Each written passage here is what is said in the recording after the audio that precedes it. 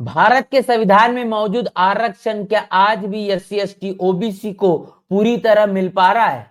इलाहाबाद विश्वविद्यालय में जब प्रोफेसरों के कट ऑफ की लिस्ट जारी की जाती है तो आंकड़े चौंकाने वाले हैं। आप समझ नहीं पाएंगे कि देश में आरक्षण आखिर है किस लिए। इस देश के अंदर सुप्रीम कोर्ट है और सुप्रीम कोर्ट के जज को इस बात को आखिर क्यों कहना पड़ता है कि तमाम जो महिलाएं हैं वो कमजोर है, क्योंकि पुरुषों को भी मासिक धर्म होना चाहिए, तब जाके वो महिलाओं के दर्द को समझ पाएंगे। इसी के साथ साथ संभल को लेकर पूरे देश के अंदर में राजनीति गरमाई हुई है। अखिलेश यादव का बयान है कि भारतीय जनता पार्टी इस तरीके का ही माहौल खासतौर पर संभल में निर्माण करना चाहती है। असदुद्दीन ओवैसी ये कह रहे हैं कि 15 दिन पहले अल्टीमेटम दिया जाता है। संभल में जो बुलडोजर की राजनीति भारतीय जनता पार्टी और योगी बाबा के जरिए चलाई जा रही है, ये पूरी तरीके से संविधान की धज्जियां उड़ाने वाला है। और इसी के साथ साथ असम में वहां पर हेमंत बिस्वा के जरिए ये कहा गया है कि अब गौमांस खाने के लिए सार्वजनिक तौर पर पूरी तरीके से मनाही होगी। गौमांस अब असम में बैन किया जाता है। ये तमाम जो खबरें हैं जो इस देश का मनुवादी मेन स्ट्रीम का मीडिया आपको नहीं बताता, नहीं साझा करता, वो तमाम खबरें हम आपके बीच रखेंगे और बताएंगे कि आखिर ये खबरें आपके लिए कितनी ज्यादा जानना समझना जरूरी है। तो शुरुआत करते हैं इलाहाबाद यूनिवर्सिटी में, जहां पर प्रोफेसरों के चयन के एक कट ऑफ की लिस्ट जारी की जाती है, जहां पर आंकड़े चौंकाने वाले हैं। ये लिस्ट आप देखिए और उसके बाद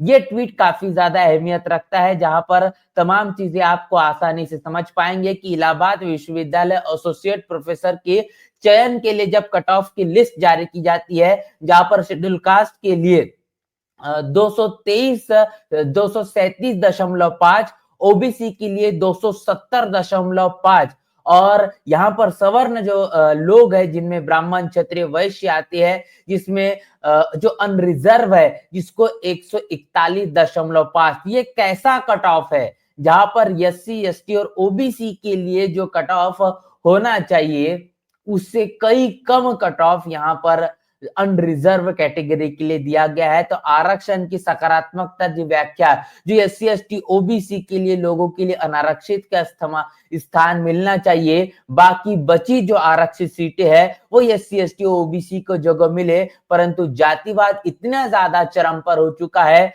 जो कि आरक्षण जिस एससी एसटी ओबीसी को मिलना चाहिए आज उनसे ही छीनने का काम, और आरक्षण कहीं ना कहीं जिस मुताबिक देने के लिए जो मंशा साझा की गई थी वो मंशा भी अब पूरी तरीके से यहाँ पर फेल होते हुए दिखाई दे रही है। क्योंकि बाबा साहब ने अपने अपने दौर में कहा था कि संविधान कितना भी अच्छा हो, उसको लागू करने वाले लोग अगर नालायक होंगे तो संविधान अच्छा होकर भी गलत साबित होगा। लेकिन अगर संविधान को चलाने वाले लोग अगर अच्छे होंगे तो संविधान कितना भी बुरा होगा तो संविधान अच्छा ही साबित होगा। देश के अंदर जो वातावरण बने हुए हैं वो इस मुताबिक है कि भारत के अंदर दिया हुआ संविधान में आरक्षण है जो एससी एसटी ओबीसी को मिलना चाहिए, आज वही उनके लिए विपरीत तौर पर इस्तेमाल होता हुआ दिखाई पड़ रहा है। इसीलिए अब सजग होने की, सावधान होने की सबसे ज्यादा आवश्यकता है। ऐसे में ये दूसरी खबर देखिए जहां पर जो जस्टिस नाग रत्ना, इनको आखिर ये क्यों कहना पड़ रहा है कि तमाम देश के अंदर जो महिलाएं हैं जिस तरीके से वो जिंदगी व्यतीत कर रही है उसके मुताबिक उनको इस तरीके से जिंदगी जीने के लिए मजबूर होना पड़ रहा है।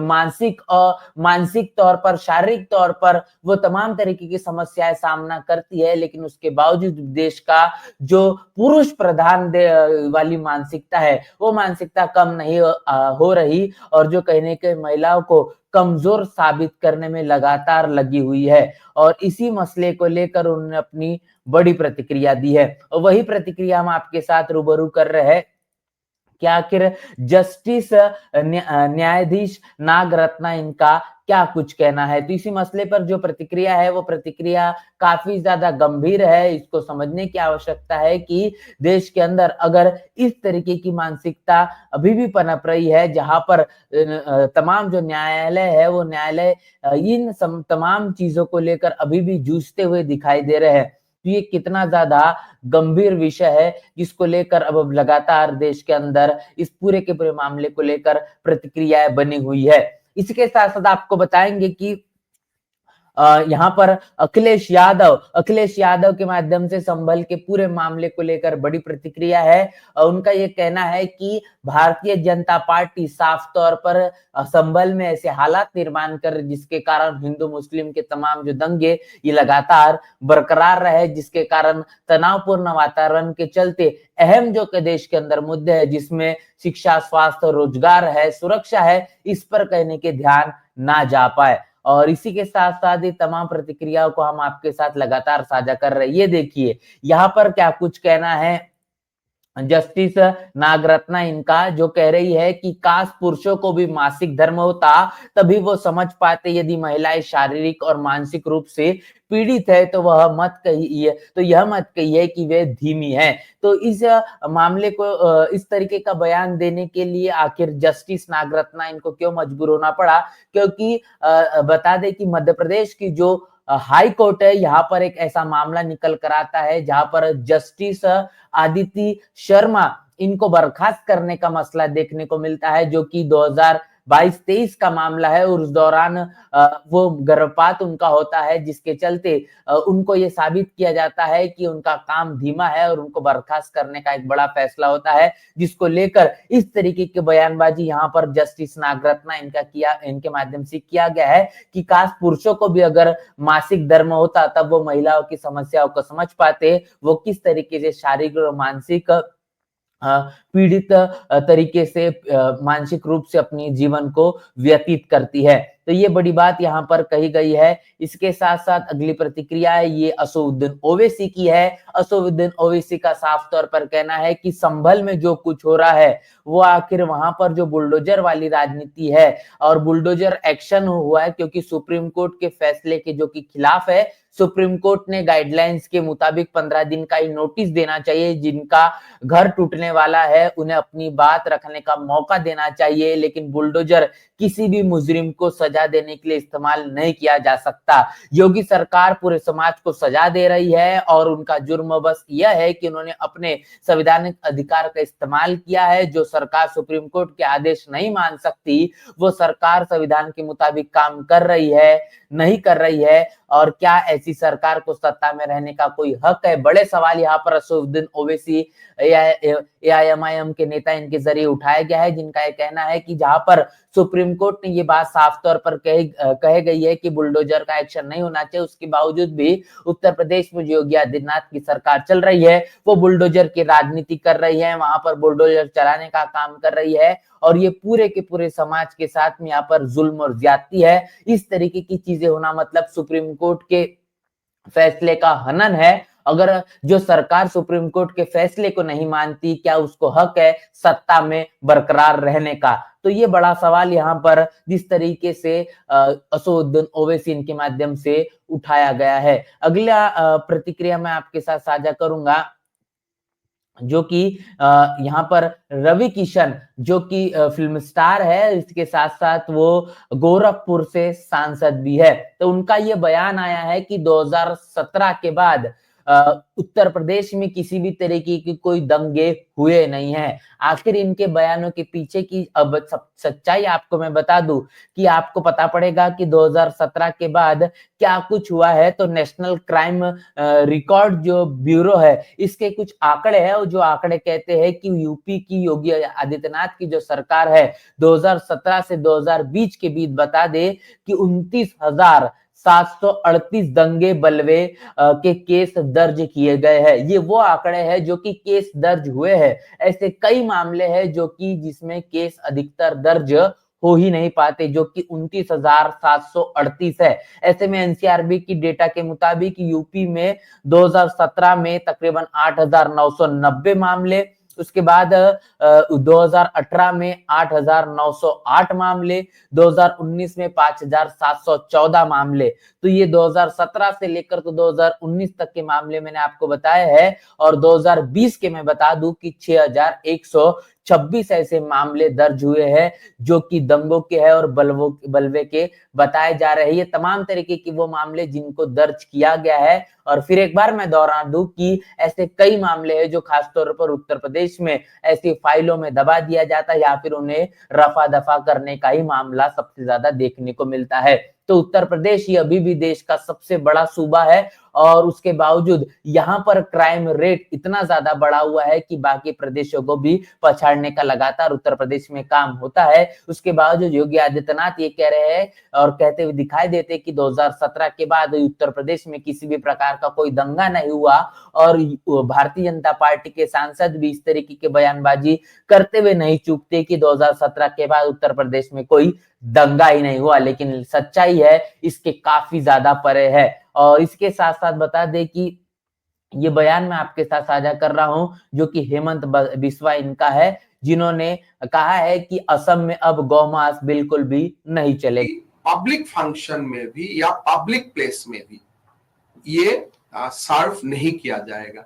सो ये हमने कंप्लीटली होटल, रेस्टोरेंट और पब्लिक प्लेस में बीफ को हमें कंजम्पशन ऑफ बीफ, मांस को खाना हमने आज से बंद करने का निर्णय लिया। पहले हमारा यह निर्णय था कि मंदिर का 5 किलोमीटर तक, लेकिन ये अभी हम पूरा स्टेट में एक्सपांड कर दिया हूं कि कोई भी कम्युनिटी प्लेस में, पब्लिक प्लेस में, होटल में, रेस्टोरेंट में आप इसको खा नहीं पाएगा। तो ये हमारा जो हमने शुरू किया था 3 साल आगे, इसको आज हम थोड़ा और एक कदम आगे बढ़ा के लेके गए। तो ये बड़ी प्रतिक्रिया यहाँ पर हेमंत बिस्वा इनके जरिए आई है कि आखिर क्या कुछ हो रहा है आसाम में, जहां पर गौमांस खाने के नाम पर एक दायरा बनाया गया था कि मंदिर के आसपास के क्षेत्र में वो चीजें पब्लिक प्लेस पर नहीं हो सकती, लेकिन अब पूरे के पूरे असम प्रदेश में गौमांस को अब बैन करने का एक बड़ा फैसला हेमंत बिस्वा शर्मा की सरकार ने लिया है। और इसके साथ साथ संभल मामले को लेकर अखिलेश यादव इनकी बड़ी प्रतिक्रिया, वो प्रतिक्रिया भी आपके साथ साझा पार्टी जानबूझ करके इसी तरह का माहौल बनाना चाहती है। उनको तरक्की, खुशहाली, विकास और जो लाभकारी चीजें सरकार के फैसले के माध्यम से होनी चाहिए वो नहीं करना चाहते। सबसे बड़ी हत्या इन्होंने की तब जब लोगों को वोट नहीं डालने दिया। इस बात की शिकायत समाजवादी पार्टी और आम लोगों ने की थी। आपको याद होगा उत्तर प्रदेश का चुनाव 13 तारीख को होना था। जब ये जानकारी भारतीय जनता पार्टी को हो गई कि बहुत सारे लोग त्योहारों पर छुट्टियों में आए हैं और इसकी बात उन्हें पता लगने के बाद उन्होंने चुनाव की तारीख बदलवा दी। पहले 19 तारीख को सर्वे कराया और 20 तारीख को जो जो चुनाव में हुआ है वो आप सब जानते हैं। इनकी पोल न खुल जाए कि वोट को जनता का वोट डालने नहीं दिया, इसलिए जानबूझ करके ये घटना हुई है। सर, तो यहाँ पर एक बड़ा गंभीर आरोप कहने के यहाँ पर भारतीय जनता पार्टी पर सीधे सीधे अखिलेश यादव ने लगाया है कि चुनाव की तारीख को बदलवाना और खासतौर पर पूरे के पूरे मसले को धार्मिक सांप्रदायिक बनाना ये भारतीय जनता पार्टी की साजिश है, जो नहीं चाहते कि उत्तर प्रदेश में खासतौर पर वहां पर अमन चैन और शांति बरकरार रहे, विकास का एक पूरी की पूरी लहर उत्तर प्रदेश में बरकरार रहे। और इसी के कारण असल मुद्दों को भटकाने के लिए इस तरीके की साजिशों को लगातार रचने का काम भारतीय जनता पार्टी की सरकार के माध्यम से हो रहा है। लेकिन अगर बात करेंगे पूरे के पूरे उत्तर प्रदेश की, तमाम जो मामले भारतीय जनता पार्टी की सरकार में देखने को मिलते हैं, समाजवादी पार्टी की मुलायम सिंह यादव की सरकार हो या फिर अखिलेश यादव की सरकार, इन तमाम सरकारों में ये बार बार देखने को मिलता है कि गुंडाराज अपनी चरम सीमा पर है। कानून के माध्यम से कानून का राज प्रस्थापित नहीं हो पाता। लगातार महिलाओं के साथ होने वाले अन्य अत्याचार की तादाद बढ़ती हुई दिखाई पड़ती है। लेकिन उत्तर प्रदेश में जब बहुजन समाज पार्टी की सरकार थी तो ये देखने को मिला कि बहुजन समाज पार्टी की सरकार में अन्य अत्याचार और तमाम तरीके की खबरों को बिल्कुल भी देखा नहीं जा रहा था। कानून के माध्यम से कानून का राज उस समय प्रस्थापित था। बहन मायावती की सरकार जो थी वो सरकार को आज भी उत्तर प्रदेश की जनता बार बार याद कर रही। यहाँ पर हिंदू मुस्लिम तमाम तबके के लोग अमन चैन और शांति की जिंदगी जीते थे, एक सिंगल मामला दिखाई नहीं पड़ता था। लेकिन आज जो हालात है वो कहीं ना कहीं सांप्रदायिक माहौल वाले हैं और जिसका फायदा भारतीय जनता पार्टी बार बार चुनाव के दौरान उठाने का काम करती है। इस पूरे के पूरे मसले पर आपकी क्या राय प्रतिक्रिया है, तमाम खबरों को लेकर आप क्या सोच रहे हैं, लिखकर कमेंट बॉक्स में जरूर बताएं। बने रहे नेशनल चौपाल के साथ, मिलते हैं नए वीडियो में, तब तक के लिए जय भीम जय भारत।